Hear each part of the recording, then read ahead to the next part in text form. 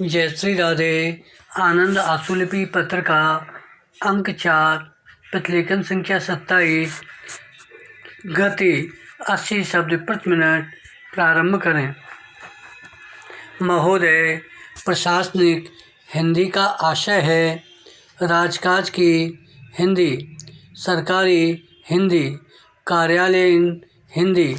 हिंदी के इस नवीन स्वरूप को मान्यता स्वतंत्रता के पश्चात मिली है।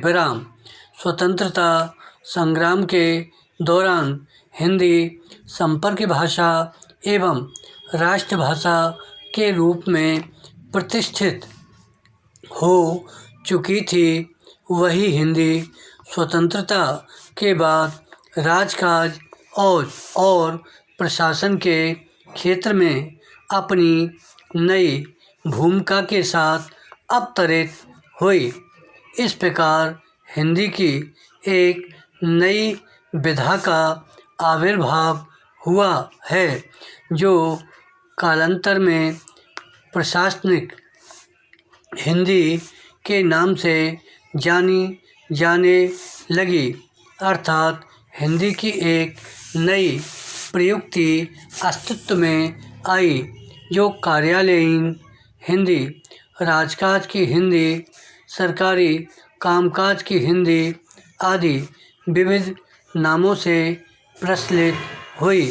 प्रशासनिक हिंदी के विकास का काम संस्था के रूप में भारत सरकार में सन 1960 से प्रारंभ हुआ, जब केंद्रीय हिंदी निदेशालय की स्थापना हुई।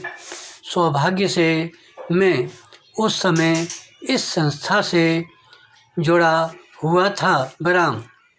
मुझे याद है, उस समय हमारे पास कोई सहायक सामग्री नहीं होती थी, कोई मानक शब्दावली नहीं बनी थी जिससे हमें मार्गदर्शन मिल सके।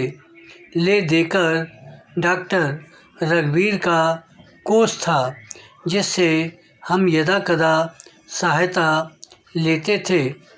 हमें प्रशासन से संबंधित अनुवाद कार्य के लिए स्वतः ही कुछ नियमों का निर्माण करना पड़ा था। यूँ प्रशासनिक हिंदी में अनुवाद का प्रमुख स्थान है। अंग्रेजी शासन में जो सरकारी कामकाज हो रहा था, उसका रूपांतर हिंदी में जाना आवश्यक था। प्रारंभिक स्थिति में अनुवाद कार्य में लगे हुए व्यक्तियों के सामने एक ही आदर्श होता था कि अंग्रेजी के पाठ को सरल शब्दों में और छोटे छोटे वाक्यों में रूपांतरित किया जाए, ताकि वह आम आदमी की समझ में आ जाए। हम लोगों को यह बात समझ में आ गई थी कि अंग्रेजी शासन चलाने वाले लोगों की भाषा है, जिसको जनसाधारण तक पहुंचाने की कभी भी ज़रूरत महसूस नहीं की गई, जबकि उसे आम आदमी की छाया से बचाकर रखने की कोशिश की जाती रही।